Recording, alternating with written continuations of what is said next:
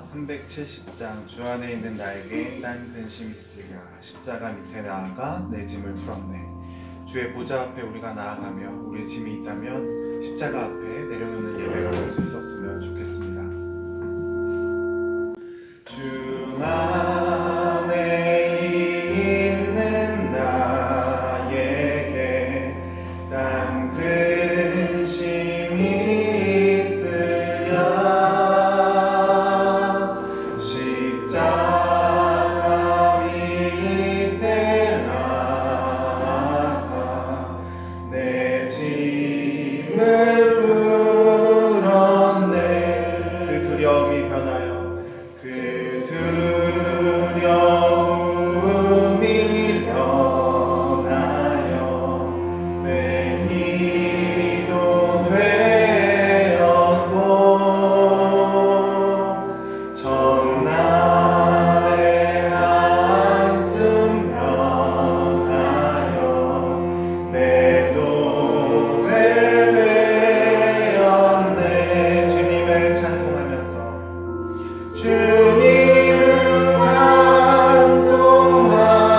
찬송하면서 할렐루야 할렐루야.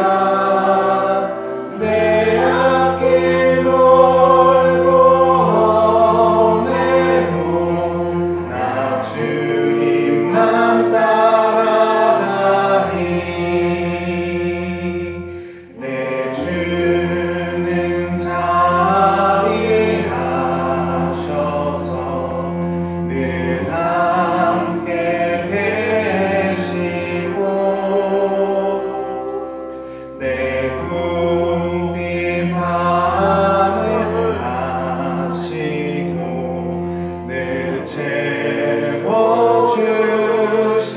4절 내 주와 맺은 언약은 내 주와 맺은 언약은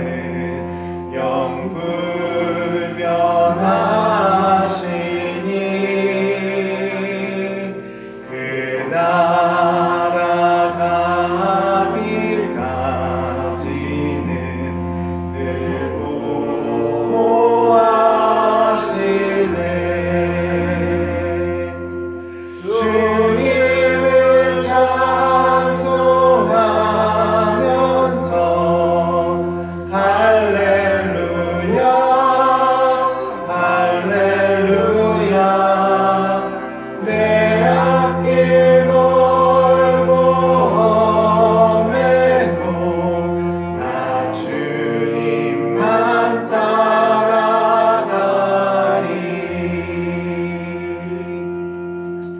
6월달 첫째 주 저희들이 예배를 하나님 앞에 드리게 됩니다. 이제까지는 우리가 하나님 앞에 뭔가를 받으려고 했고 하나님 앞에 무언가를 소망하면서 나아왔다면 오늘 저희들이 예배 드릴 때는 하나님, 내가 하나님 앞에 내 마음을 드립니다. 내 진심을, 내 전력을 하나님 앞에 드립니다. 하나님 앞에 드리면서 나아가는 예배가 될 수 있었으면 좋겠습니다.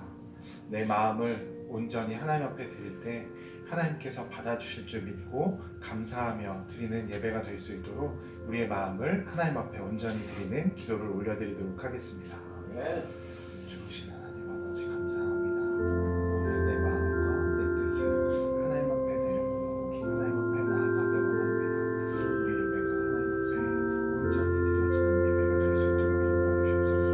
하나님, 우리 예배를 기쁘게 받아주시옵소서.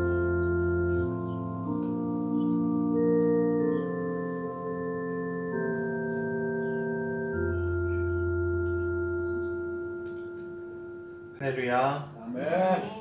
우병우 교회에 오신 여러분을 사랑하고 축복합니다.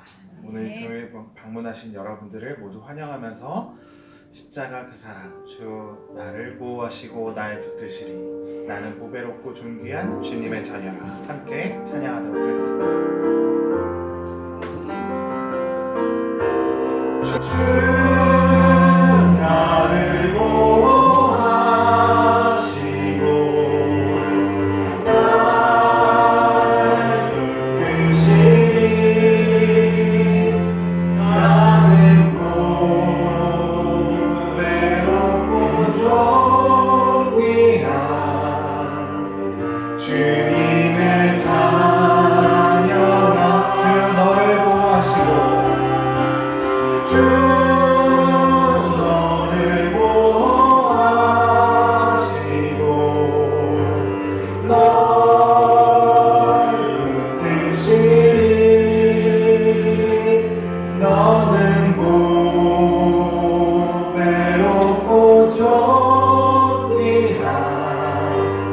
주의 자녀라. 할렐루야. 네. 6월 첫째 주 저희들 6월 월삭 기도회가 있습니다. 6월 7일 토요일 이른 아침 6시인데요.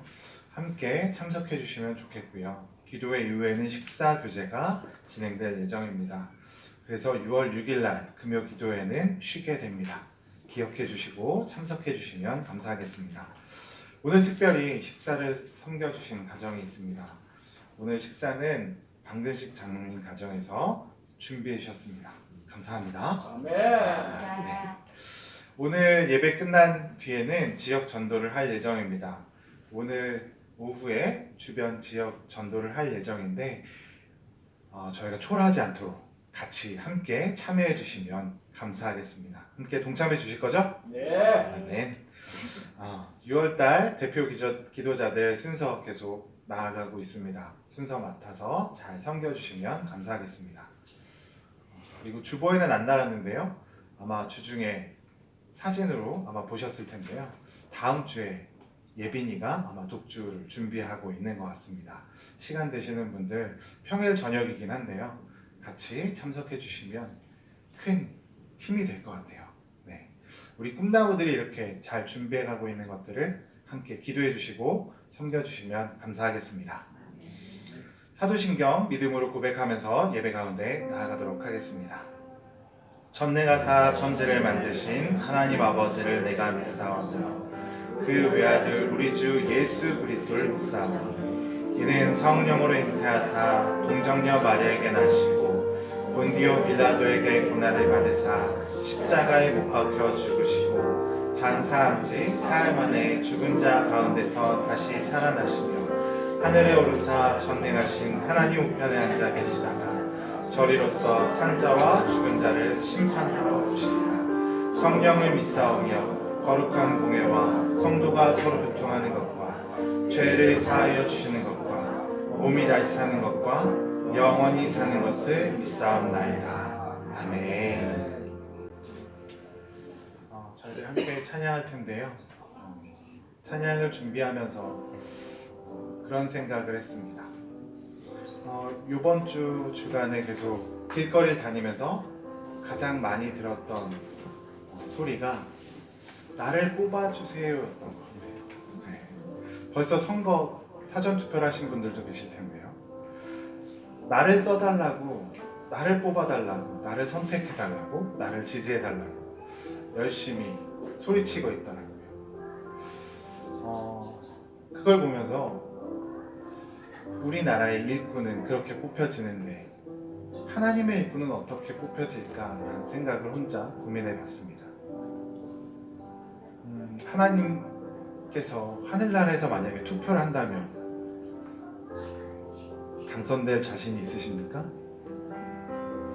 1위가 될 수 있으시겠어요?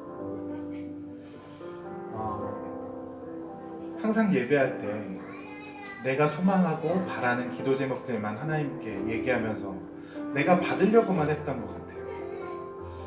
이제는 하나님 앞에 내가 가지고 있는 것들이 많지 않지만 나누고 하나님 앞에 드리고 그렇게 드릴 때 하나님께서 채우실 것이라는 것 우리가 금요 기도회 통해서 배웠습니다. 내가 있는 것에 자족하고 또 내가 있는 것이 많지 않지만 나눌 때 하나님께서 우리의 부족한 부분을 아시고 채우시리라 믿습니다. 믿으십니까?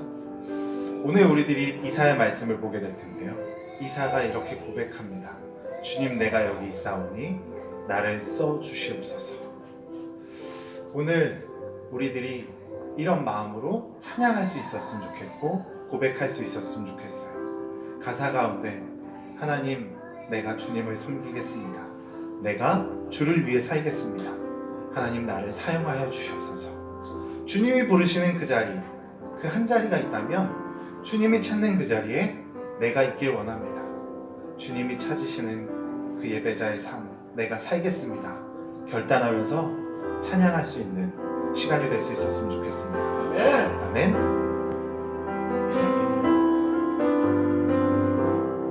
나의 평생에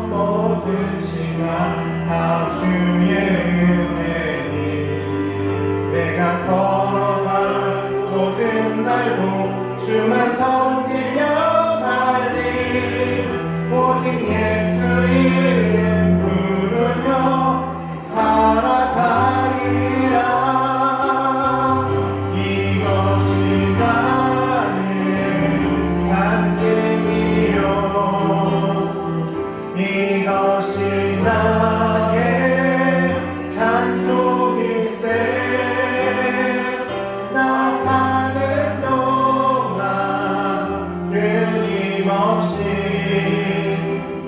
구주를 찬송하리. 다시 한번 이것이 나의 간증이요 이것이 나의 찬송일세. 나 사는 동안 끊임없이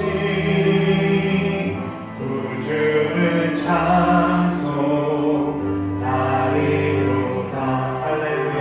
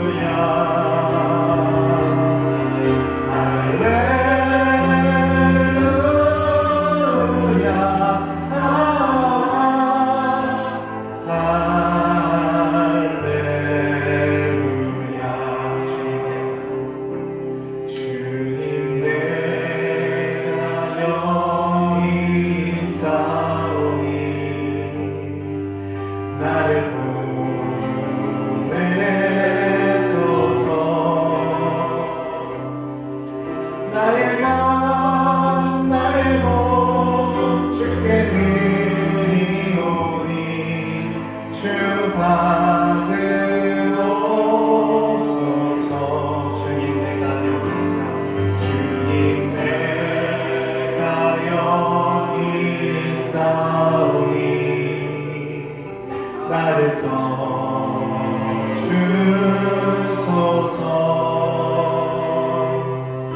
가진 것 모두 다 주께 드리오니 주 받으옵소서.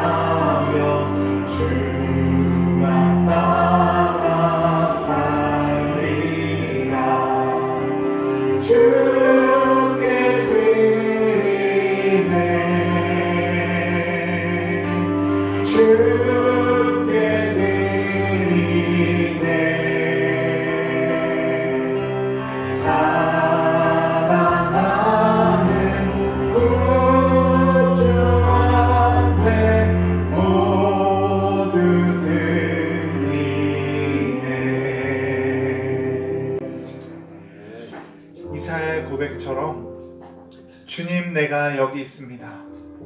나를 사용하여 주시옵소서.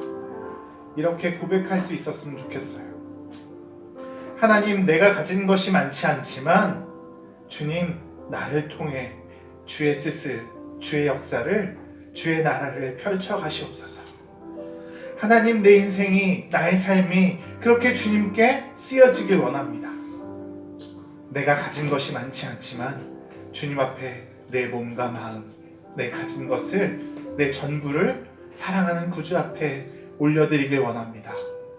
내가 그렇게 결단하는 그런 예배가 될 수 있길 원하고, 또 주님께서 어떤 말씀을 하든지 간에 내가 그 말씀을 용기 있게 순종하겠다고 결단하며 나아가는 예배가 되길 원한다고 우리의 마음을 하나님 앞에 올려드리며 기도하면서 예배 가운데 나아가도록 하겠습니다. 좋으신 하나님 아버지, 감사합니다. 주님, 내가 주님 앞에 섭니다.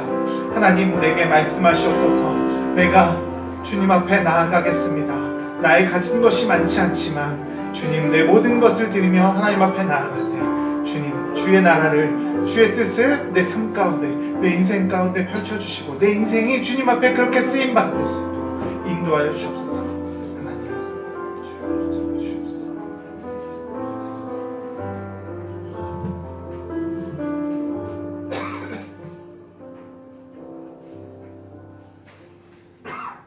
참 좋으신 하나님 아버지, 언제나 변함없는 사랑으로 저희를 안으시고 품으시며 새로운 힘을 주시니 감사드립니다. 주님 사랑이 있기에 살아가는 하루하루가 감사로 충만하고 은혜로 가득합니다. 예배를 통해 주신 은혜를 더욱 깊이 돌아보고 하나님 마음을 찬양하게 하옵소서. 때로는 눈에 보이는 현실이 고되고 감당해야 될 삶과 감정들이 힘들지라도 선하시고 인자하신 주님을 바라봄으로 편안하고 건강하게 하옵소서. 주님, 이 땅에서 살아가는 날 동안 하나님 안에서 세상에 알 수 없는 신앙의 신비한 일들이 저희들에게 가득 차고 넘치기를 소망합니다. 하늘 시민다운 삶을 살게 하시고 주님의 자녀다운 인생을 누리게 하소서. 목요일에는 대통령 선거가 있습니다. 하나님 마음에 합한 자가 선출되게 하시고 선거로 인한 불협화음이나 의구심이 없게 하시고 그리스도인들이 나라와 민족을 위해 전심으로 기도하는 날이 되게 하옵소서. 아버지 하나님, 500년 교회를 위해 기도합니다. 성도님들 모두가 하나님께 충성하는 제자로 성장하게 하옵소서. 말씀 전하시는 목사님이 말씀을 준비하실 때마다 하늘의 풍성한 지혜를 더하시고 선포하실 때마다 하나님의 마음이 부어지게 하옵소서. 감사드리며 예수님의 이름으로 기도드립니다.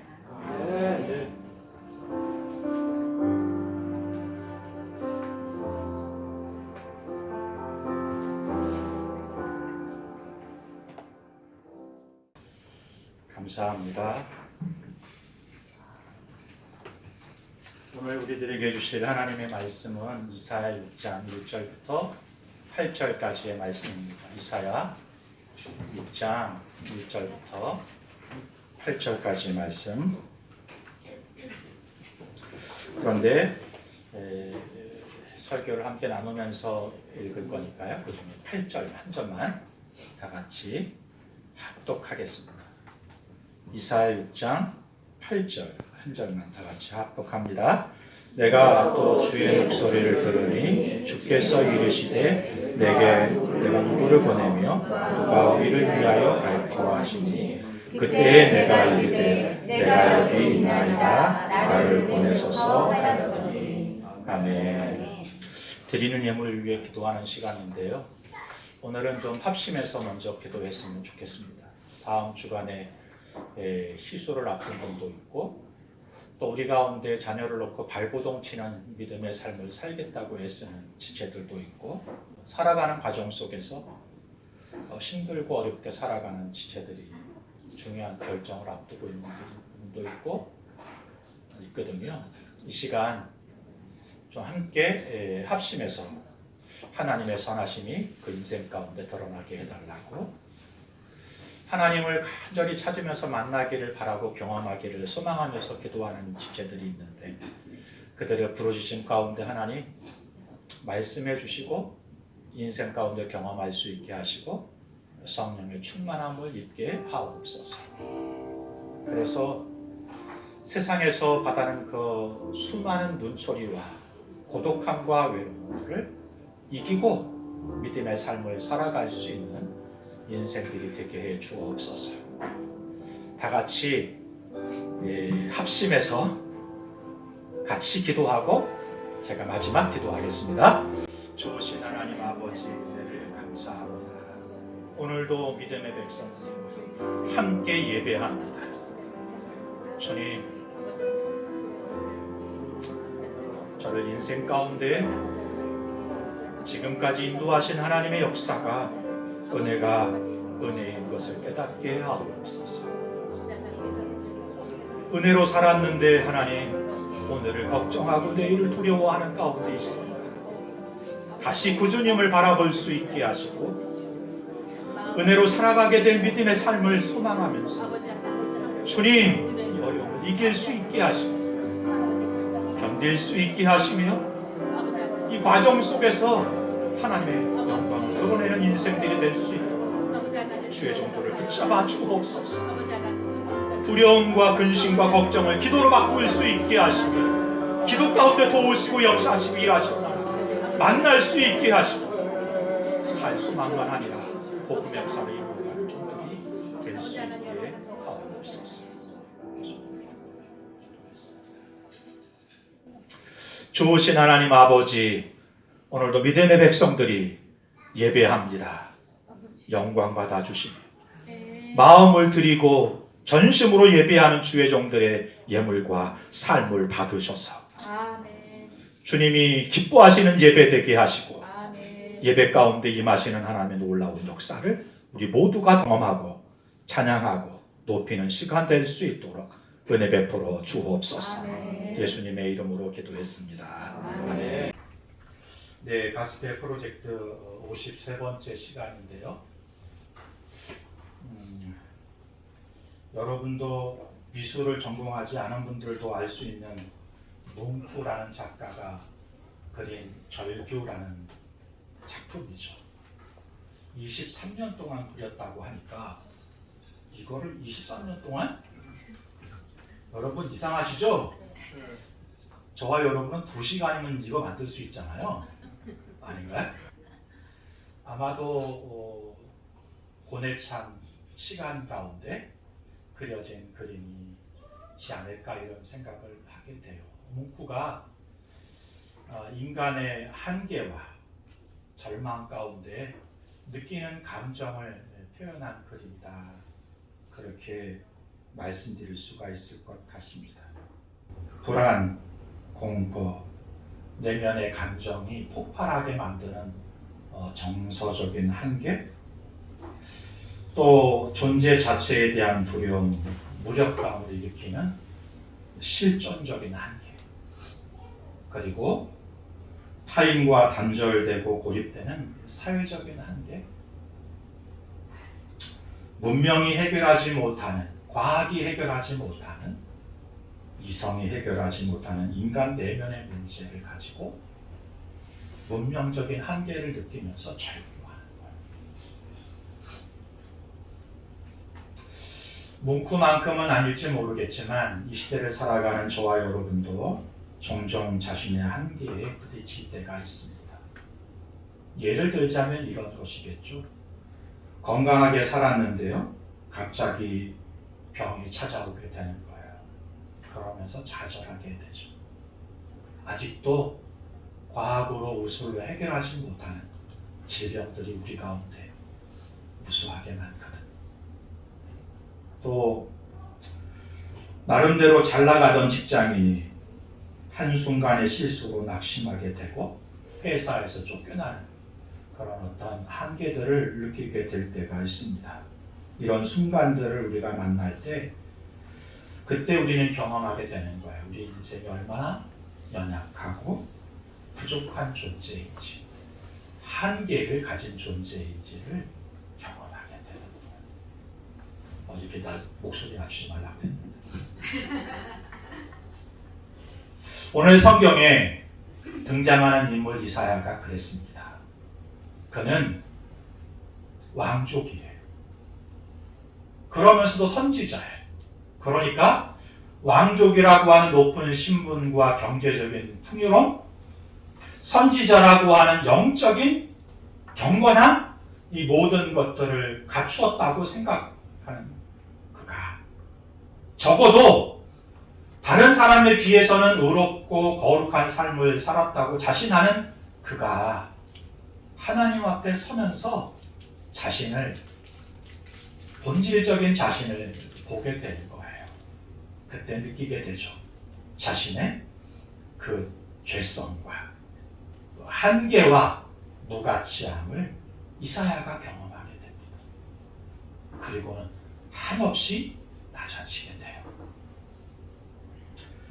그러나 하나님은 그 이사야를 그 낮은 자리에 그대로 두지 않으시고 그를 다시 일으켜서 이스라엘과 유다를 이끄는 선지자가 되게 하시는, 사명을 주시고 그 일 가운데 하나님과 동행하는 그런 선지자로 세우게 되는 모습을 우리가 함께 볼 수 있거든요.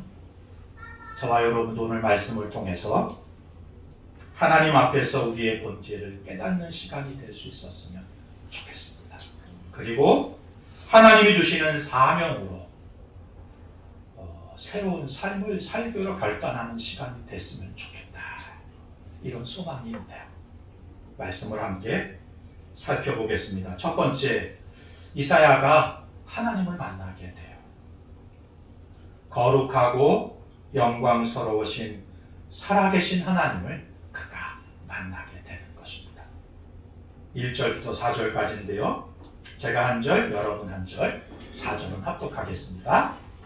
우시야 왕이 죽던 해에 내가 본즉 주께서 높이 들린 보좌에 앉으셨는데 그의 옷자락은 성전에 가득하였고 스라벨 도심으로 오셨는데 각기에서 사람에서 그 둘은 자기 얼굴을 가리었고 그 둘은 자기의 발을 가리었고 그 둘은 알며 서로 불러 이르되 거룩하다 거룩하다 거룩하다 만군의 여호와의 여여 그의 영광이 온 땅에 충만하도다 하더라.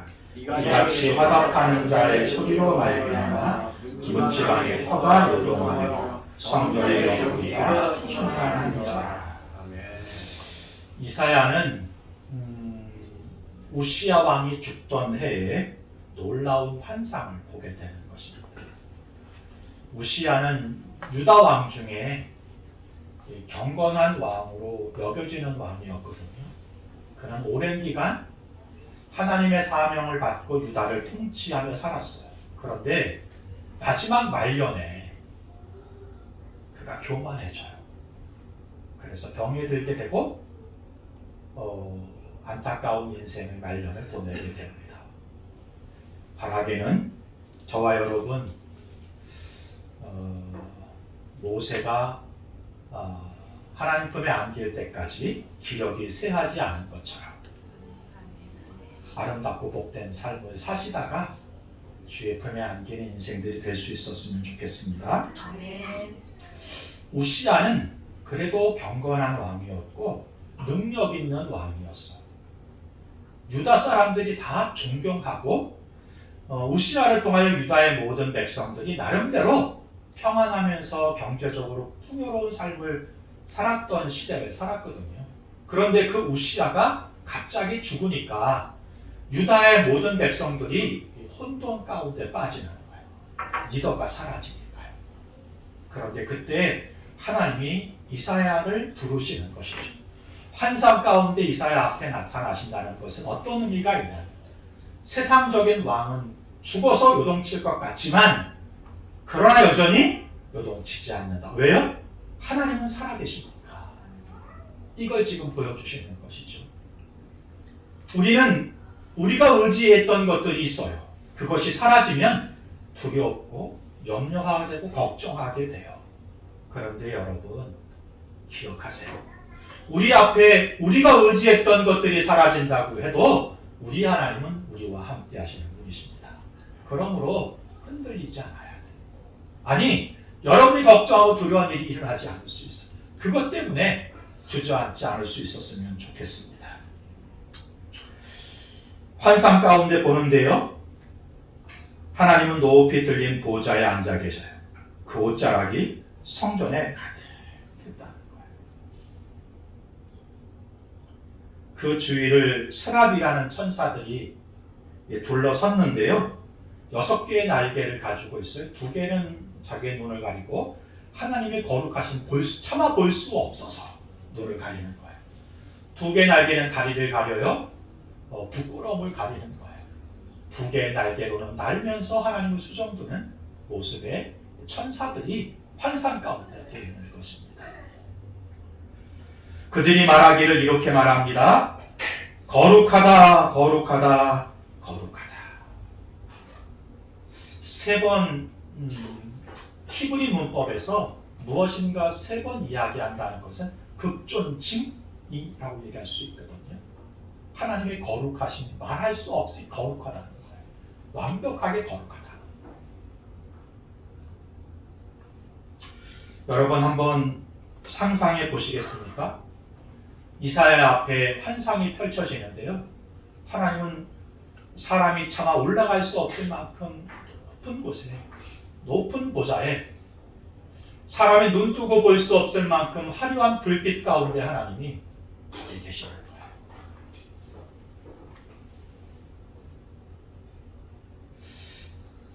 전혀 상상이 안 되시는 거예요. 이런 상태에서 이사야의 마음을 좀 한번 생각해 보시겠어요? 인간 이사야는 어떤 심정이었을까요?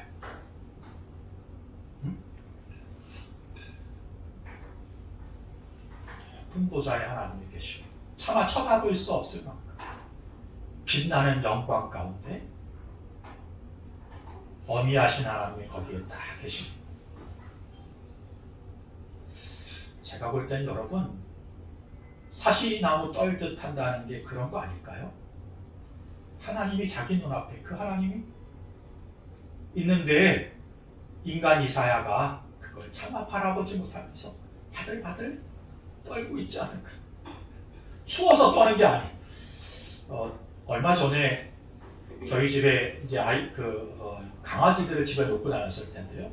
저희 집에 난방을 잘 안 트는 집이거든요. 10시, 11시 이제 저는 늦게 집에 들어갔더니 강아지 2마리가 떨고 있더라고요. 추워서 떠는 게 아니라 지금 이사야가 두려움 가운데 떨고 있었을 것 같아요.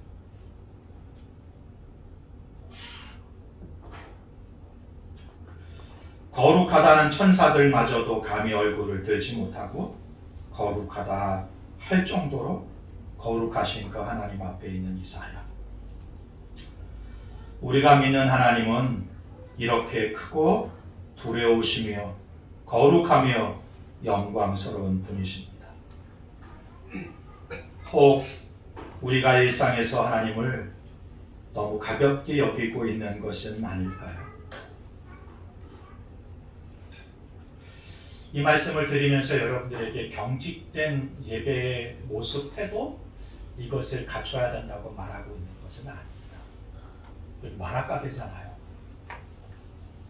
응? 만화가게니까 좀 친근하고 부드럽고 재밌고 그런 분위기였으면 좋겠어요. 우리 교회가 경직되어 있는 교회가 아니라.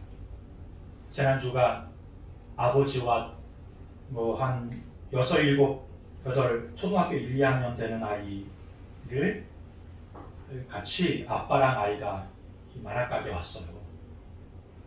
2시간 놀다 갔거든요. 나가면서 아이가 이러는 거야, 아빠한테. 아빠, 학교에서의 2시간은 너무 지루한데 여기 2시간은 왜 이렇게 빨리 가는 거야? 만화가게예요. 예배 가운데도 그런 즐거움과 친숙함과 그게 있었으면 좋겠어요. 그런데 경외함을 잊지 않는 예배였으면 좋겠습니다. 하나님 앞에 예배한다고 하면서 우리는 우리 하나님이 친근하고 가깝게 우리 하나님 그렇게 여기기를 바라세요. 그렇지만 친근하면서도 경외하신 함을 잃지 않는 믿음의 삶을 살아가는 우리 교우들이 될 수 있었으면 좋겠습니다.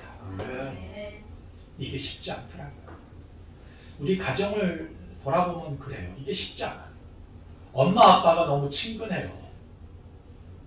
그래서 어떻게 해요? 그래서 함부로 할 때가 있어요. 가정에서 제일 세상에서 사람이 상처를 제일 많이 받는 데가 어딘가 가정이래요. 친근하니까 엄마니까 나는 함부로 해도 돼 라고 하면서 이렇게 함부로 말하는 거예요. 내 딸이고 내 아들이니까 가까우니까 함부로 해도 돼. 남의 애들한테 못하는 것들을 내한테 할 때도 있어요. 그래서 가정이 참 힘든 것 같아요. 그러나 여러분, 친숙한 것과 존중하고 존경한 것, 이거는 구분될 수 있어야 되겠죠. 우리 예배 가운데 하나님의 임재에 계십니다. 우리가 드리는 예배는 이사야가 오늘 바라보는 그 어미하신 하나님, 그 하나님을 예배하는 시간입니다. 친숙함과 함께 경외함을 잃지 않는 예배자가 될 수 있었으면 좋겠습니다. 오늘 우리의 믿음에도 그러한 경외감이 회복되기를 소망합니다. 하나님의 거룩을 깊이 체험할 때 비로소 우리 영혼이 바른 자리, 겸손의 자리에 설 수 있게 되는 것이거든요. 그게 예배의 자세가 돼야 되는 것입니다. 두 번째, 하나님을 만난 이사야가 죄인이면서 한계가 있는 존재라는 것을 깨닫게 됩니다. 5절 한 절인데요. 다 같이 합독하겠습니다. 그때 내가 말하되 하루다 나여 망하게 되었도다. 나는 입술로 부정한 사람이요 나는 입술이 부정한 백성 중에 거주하면서 만군의 여호와신 왕을 되었습니다. 거룩하신 하나님을 뵙는 순간 이사야의 첫 반응은요, 두려움과 절망이었습니다. 그래서 그는 이렇게 외치는 거예요. 화로다 나여 망하게 되었도다. 하나님의 거룩 앞에서 이사야는 자신이 얼마나 큰 죄인인 것인지 깨닫게 돼요. 무가치한 존재인지 깨닫게 돼요. 한계가 있는 존재인지 깨닫게 돼요. 그는 입술이 부정하다고 고백하는데 이 입술이라는 의미는 마음의 상태를 드러내는 상징인 것입니다. 그러니까 내면이 온통 죄로 가득해 있다 이렇게 고백하는 거예요. 이사야의 이 참회와 절규는 하나님을 인격적으로 만난 사람들이 보이는 삶의 모습과도 같습니다. 욥이 하나님을 만난 다음에 이렇게 말해요. 내가 스스로 거두어 드리고 티끌과 재 가운데 회개하나이다. 욥은 스스로 의인이라고 생각했고 주변에 있는 사람도 그를 의인이라고 여겼거든요. 그런데 그 인생 가운데 고난이 찾아온 거예요. 이유와 원인을 알 수가 없는 거예요. 그래서 하나님께 외칩니다. 하나님, 의롭게 사는데 말씀대로 살아가려고 하는데 왜 제 인생 가운데 이런 고난과 아픔과 어려움이 찾아오나요? 하나님 너무한 거 아니에요? 라고 말하는 것입니다. 그러다가 실제로 하나님의 음성을 듣게 되고 만나게 되는 거예요. 하나님을 만나고 욥이 이렇게 고백해요. 하나님, 그동안 내가 하나님 앞에 뱉었던 말을 다시 주워 담을 수 있었으면 좋겠습니다. 나는 의로운 줄 알았는데 내가 죄인이네. 욥이 그렇게 고백하는 거예요. 베드로도 예수님의 신적 능력을 목격하고는 이렇게 고백합니다. 다 같이요. 주여 나를 떠나소서 나는 죄인이로소이다. 예수님을 만나서 베드로가 고백하기를 하나님, 예수님, 제가 예수님 곁에 설 수 없는 존재예요. 저와 여러분도 그렇죠. 그렇지만 십자가의 은혜로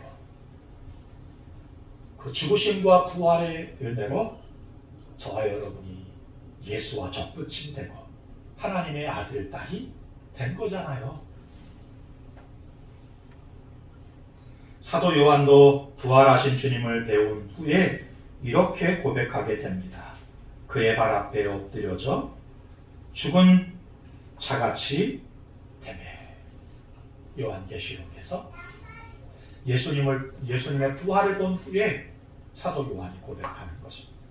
이렇게 거룩하신 하나님을 제대로 만나게 되면 자신의 실체, 추악한 죄인임을 깨닫게 되고요. 한계가 있는 인간이라는 것을 깨닫게 되는 것입니다. 그러면서 우리가 서야 할 자리에 바로 서게 되는 거예요. 혹시 오늘 우리에게도 이러한 죄인으로서의 자각이 희미해져 있지는 않은지 돌아볼 필요가 있겠습니다. 우리가 하나님 앞에 서게 될 때 더 이상 자신의 일을 자랑할 수 없게 되죠. 남을 정죄하던 입술도 다물게 될 것입니다. 그러면서 우리도 이렇게 고백하게 될 거예요. 바로다. 내가 망하게 되었도다. 현대인들은요, 자기 합리화와 긍정적인 자기 이미지, 그리고 그것을 드러내는 속에서 살아가요. 스스로 착각하기를 나는 그래도 좀 괜찮은 사람이야, 이렇게 생각하고 살아요. 누군가보다는 좀 내가 낫지, 그렇게 비교하면서 괜찮은 사람이라고 생각하는 거예요. 문제가 드러나면 솔직히 인정하기보다 핑계를 대기가 바빠요. 사랑하는 성도 여러분, 핑계를 대서 성공하는 사람은 한 사람밖에 없대잖아요. 누구죠? 김건모. 핑계를 대가지고 성공한 사람은 딱 한 사람밖에 없어요.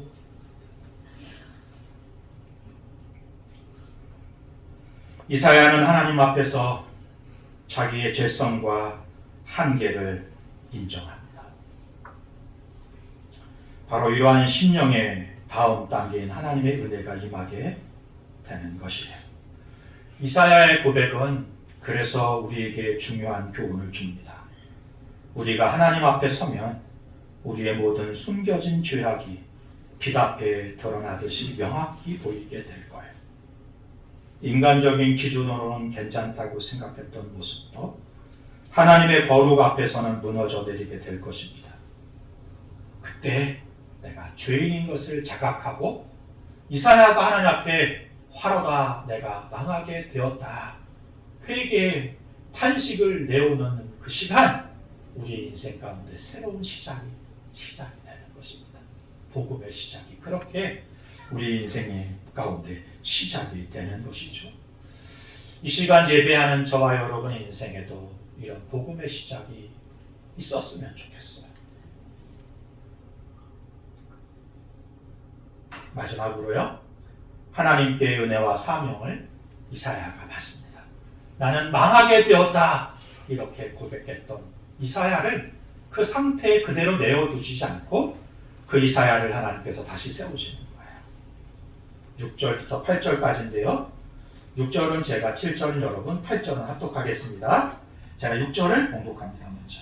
그때 그 스랍 중에 하나가 부젓가락으로 제단에서 집은 바 핀 숯을 손에 가지고 내게로 날아와서 그것을 내 입술에 대면 이것이 내 입에 닿았으니 내 악이 죄라졌고 내 죄가 사하였음이라 하니라. 합독합니다. 내가 또 주의 목소리를 들으니 주께서 이르시되 내가 누구를 보내며 누가 우리를 위하여 갈까 하시니 그때 내가 이르되 내가 여기 있나이다, 나를 보내소서.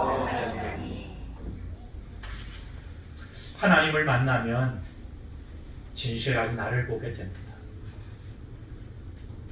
그리고 나는 망하게 되었다 고백할 수밖에 없는 존재들이에요. 그런데 우리 하나님은 그런 망하게 되었다고 하는 좌절과 절망 가운데 앉아있는 우리를 그대로 두고 보지 않으시고 이사야를 다시 부르시고 세우시는 것처럼 저와 여러분에게도 은혜를 베풀어 주십니다. 어떻게 하시는가 하면 천사들로 하여금 제단에 불 붙어 있는 숯에 하나를 가져다가 이사야의 입술을 이렇게 대게 되는 거예요. 이것은 상징적인 의미가 있죠. 이사야 시대는 제단에 불을 피워 거기에 제물을 올려드리며 회개의 속죄의 제사를 드리는 역할을 하는 게 번제단이잖아요. 그곳에 불 붙어 있는 숯을 갖다 입을 대면서 속죄의 역사가 일어난 것처럼 이 시대에는 예수 그리스도의 십자가의 보혈을 통하여 우리가 깨끗함을 받게 되죠. 이것을 그림으로 보여주는 사건이다 말씀드릴 수 있을 것 같아요. 오늘 우리는 이사야처럼 하나님을 만나고 그 앞에서 망하게 되었다고 고백할 수밖에 없는 죄인이고 한계를 가지고 있는 인생들입니다. 그럼 우리 하나님이 다시 부르세요. 이사야를 부르시듯이 하나님이 이렇게 이사야를 부르시는 거예요. 누가 우리를 위하여 갈고 누구를 보내야 할까? 하나님께서 보낼 사람이 없어서 이렇게 질문하시는 게 아니에요. 하나님은 천사를 보내셔서 일할 수도 있고 그냥 명령하시면 되는 일이에요. 그런데 하나님이 왜 이렇게 질문하실까요? 그건 저와 여러분 가운데 자원하시게 하시고 우리 하나님은 저와 여러분을 로봇처럼 만드시지 않았잖아요. 기회를 주시고 스스로 선택하고 동참할 수 있게 은혜를 베풀어 주시는 겁니다. 그래서 동행하고 동역할 수 있게 하시는 하나님이세요. 이사야를 부르시는 하나님, 오늘도 저와 여러분을 그렇게 부르십니다. 이렇게 신앙적인 과정을 보면 은혜가 있어요. 그 은혜를 받은 사람들을 하나님이 그대로 두지 않으시더라고요. 사명으로 부르시지. 저와 여러분을 구원하신 우리 주님은 우리에게 생명 주시려고 우리를 구원하셨지만 우리 하나님의 계획은 거기서 멈추지 않습니다. 저와 여러분을 구원하신 것은, 살리신 것은 생명을 얻게 하시려고 함과 함께 저와 여러분을 다시 동행하고 동역하는 동역자로 세우기 위해 우리를 구원하셨고 부르셨다는 사실을 기억할 수 있었으면 좋겠습니다. 그런 의미에서 저와 여러분도 믿음의 부르심 앞에 순종해서 주님, 제가 여기 있습니다. 고백할 수 있는 인생들이 되고 주님의 부르심 가운데 함께 동역하는 우리 오병이어 교회 교우들이 다 될 수 있었으면 좋겠네요. 아멘. 제가 오래전에 읽었던 책 중에 헨리 나우엔이라고 하는 성공의 신부가 쓴 상처 입은 치유자라는 책이 있습니다. 헨리 나우엔 이 신부는 사람들을 이렇게 봤어요. 고통받는 사람들. 현대사회는 외로움, 소외, 불안, 무력감, 의미의 상실이라는 깊은 내적 상처를 가진 존재입니다.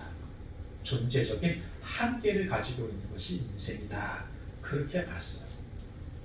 그리고는 우린 누구나 상처받는 존재다. 이렇게 말합니다. 그런데 그 상처를 하나님께서 치료해 주시는 거예요. 그리고 그 상처의 경험을 통하여 누군가를 돕는 사람들이 되게 하셨다는 것이죠. 그 예로 예수님을 들어요. 제일 많은 상처를 받은 사람 중에 하나가 누군가 하면 예수님이라. 그는 완전한 치유자이시면서 가장 깊은 상처를 입으신 분이십니다. 그 상처의 경험을 가지시고 예수님이 저와 여러분의 인생 가운데 찾아오셔서 공감하시는 거예요. 그래서 예수님을 우리는 누구보다 우리의 상처와 아픔을 잘 공감하시는 분으로 여기게 되는 것이죠. 우리를 하나님이 부르셨어요. 상처가 있는 상태로. 그리고는 치유하시는 거예요. 그리고는 이렇게 말씀하시는 거예요. 그 상처에 치유된 경험을 가지고 누군가를 돌보는 자들이 되라. 저와 여러분들은 다 상처를 경험한 사람들이잖아요. 아마 그 치유의 과정을 지내는 분도 있을지 모르겠어요. 이사야가 하나님 앞에 나아가서 겸손히 나는 망하게 되었다. 하나님의 은혜를 구한 것처럼 저와 여러분도 그 한계를 인정하고 죄성을 인정하고 은혜를 구하고 그 은혜를 경험한 후에 그 은혜를 경험한 것을 가지고 누군가를 똑같은 아픔과 상처를 가지고 있는 사람을 돌볼 수 있는 믿음의 백성들이 될 수 있었으면 좋겠습니다. 그는 상처 입은 치유자의 마지막 부분에서 이렇게 말해요. 당신이 경험한 고통이 누군가에게는 치유의 다리가 될 수 있습니다. 인간의 한계는 무가치함이 아니라 하나님을 의지하게 만드는 축복된 지점입니다. 오늘 한계를 느끼시는 부분이 있습니까? 세상적으로는 그게 저주예요. 그런데 영적으로는 그 지점이 하나님을 만날 수 있는 지점이라는 거예요. 그게 없으면 여러분 같은 유능한 분이 하나님을 찾겠어요? 자기 고집대로 살아가는 내가 그 한계가 없었다면 하나님을 찾을까요? 아마 그렇지 않을 거예요. 그래서 헬리나오는 이렇게 말하는 거예요. 저주가 아니라 우리 한계. 세상적으로 말하면 저주지만 영적으로 말하면 오히려 하나님을 만나는 축복의 지점이 된다. 그럴 수 있었으면 좋겠습니다. 그 한계의 지점에서 철저하게 낮아지고 회개하고 하나님의 은혜를 바라보면서 부르짖으면서 그 은혜를 입는, 그래서 은혜로 한계를 넘어갈 수, 그리고 자연스럽게 그 경험을 통하여 누군가에게 도움과 공감과 은혜의 나눔을 살 수 있는 사명자로 살아가는 우리가 되었으면 좋겠습니다. 네. 이 시간 함께 찬양할 건데요. 나의 한계를 넘어라는 곡입니다. 주께서 주신 모든 시간 언제나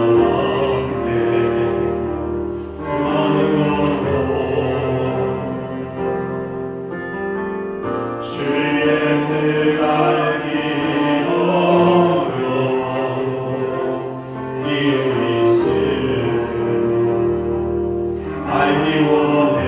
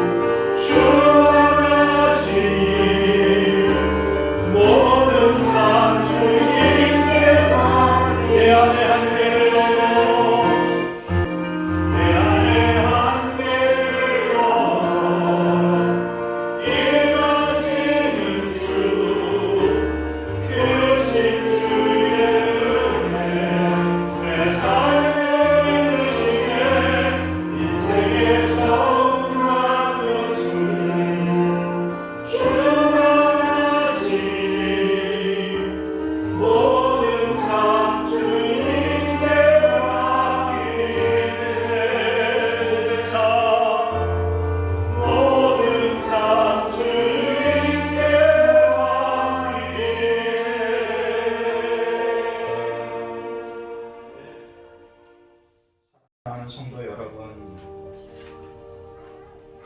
우리가 사는 세상은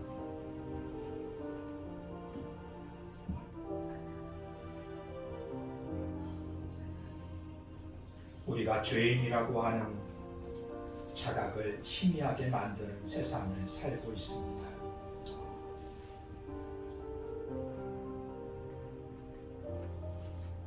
다른 사람들과 비교하면서 그래도 나는 괜찮은 사람이라고 생각합니다.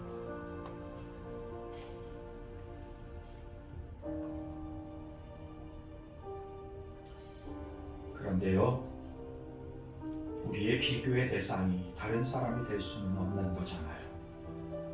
아니, 그렇게 해서 잠시는 좀 기분이 나아질지 모르겠는데 진짜 우리 인생의 문제가 그렇게 해결되지는 않더라고요.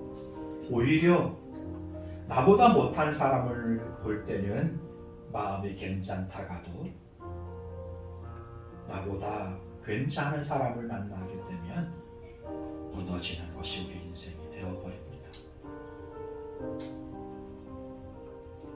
이제 솔직해질 필요가 있을 것 같습니다. 다른 사람과 비교해 나를 보는 게 아니라 나 자신을, 진짜 나를 볼 수 있어야 되겠죠. 어디서 이게 가능할까요?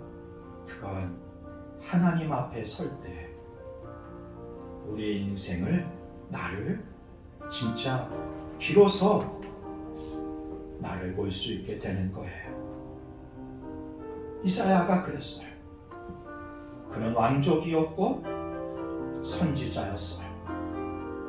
세상적인 지위도 물질적으로도 부족함이 없는, 누구도 비교해서 부족함이 없는, 영적으로도 그는 선지자로 불릴 만큼 누구보다 거룩하고 구별된 삶을 사는 사람이었지만 어느 날 그가 하나님 앞에 섰을 때 비로소 자기를 보게 되는 거예요. 그러면서 고백해요. 화로다. 내가 죽게 되었구나. 왜냐하면 하나님의 그 거룩 앞에 모든 것이 다 불타버릴 것 같은 그런 경험이었거든요. 거룩하신 그 하나님 앞에서는 나의 모습을 볼 때 참 죄인인 것이고 무가치하고 한계를 가지고 있는 존재였다는 것을 비로소 알게 되는 거예요.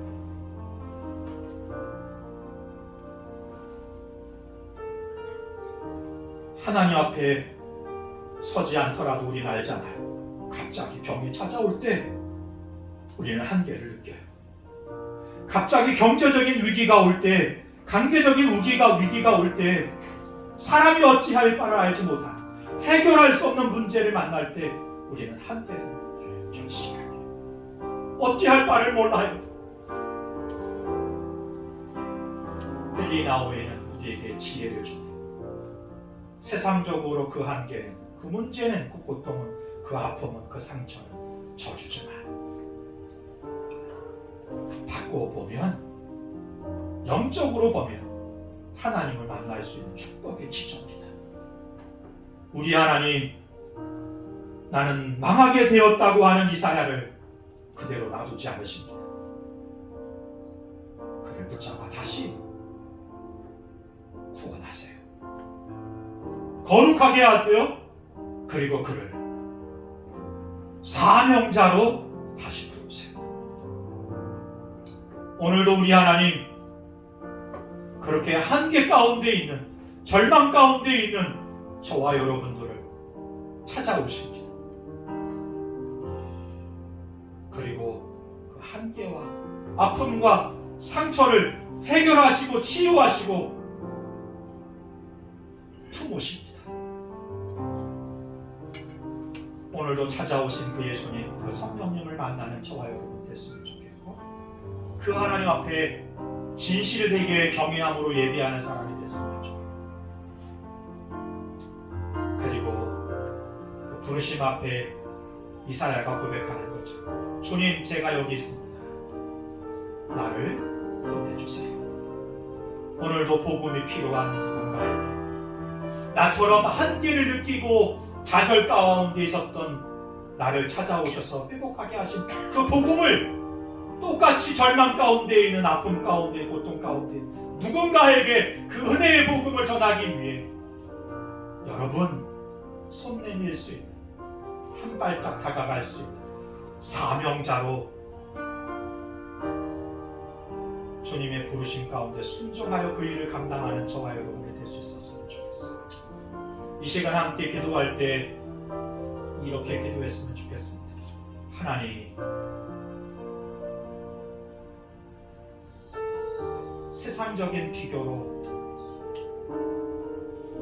가면을 쓰고 사는 삶이 아니라 진실하게 나의 죄인과 한계를 주님 앞에 고백하고 십자가의 보혈과 죽으심과 부활을 통하여 새롭게 되고 거룩해지고 믿음의 삶을 살게 되는 은혜 있게 하옵소서. 그리고 그 은혜를 넘어 사명의 길을 걷는 내가 되게 해달라고, 그리고 그렇게 쓰임받는 우리 오병이어 공동체가 교회가 되게 해달라고 잠시 함께 기도하겠습니다. 좋으신 하나님 아버지, 은혜를 감사합니다. 성령이 주장하여 주옵소서. 돌보아 주옵소서. 우리의 한계와 은혜를 주님 살펴 주옵소서.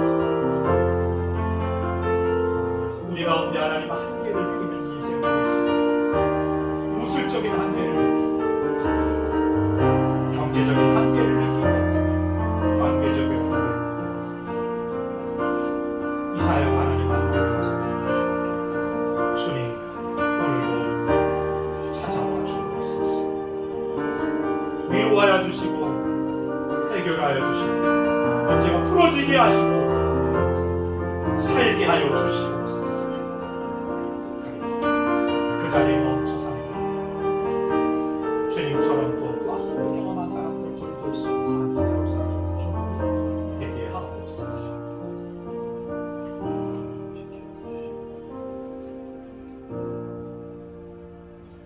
좋으신 하나님 아버지, 우리 공동체 가운데 지체 가운데 한계 가운데 있는 일이 있습니다. 질병 때문에 한계 가운데 있는 이들이 있고 경제적인 문제 때문에 한계를 느끼며 절망 가운데 있는 이들이 있고 이 모양 저 모양으로 인간의 한계를 느끼면서 어찌할 바를 알지 못하며 살아가는 지체들이 있습니다. 불쌍히 여겨 주옵소서.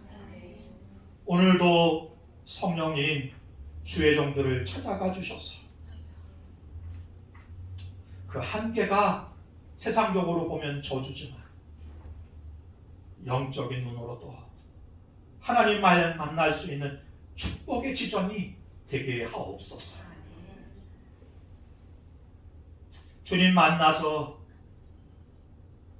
회개하고 치료받고 해결되고 주의 품에 안기며 은혜를 누리는 주의 종들이 되게 하시고 그곳에 머물러 있지 않고 그 경험을 통하여 누군가 복음이 필요한 사람들에게, 위로가 필요한 사람들에게, 공감이 필요한 사람들에게, 소망이 필요한 사람들에게 복음의 통로로 쓰임받는 주의 종들이 되게 하옵소서. 은혜를 넘어 사명자로 쓰임받을 수 있게 하옵소서. 이제는 우리 주 예수 그리스도의 크신 은혜와 아버지 하나님의 무한하신 사랑하심과 성령의 내주교통 인도하심이 오늘도 한계의 자리에서 주님 만나 은혜를 누리고 누릴 뿐만 아니라 그 은혜를 넘어 사명자로 살기로 결단하는 주의 종들 머리 위에 가정과 이 나라 이 민족 위에 지금부터 영원까지 함께 하시기를 간절히 축원하옵나이다. 아멘. 아멘.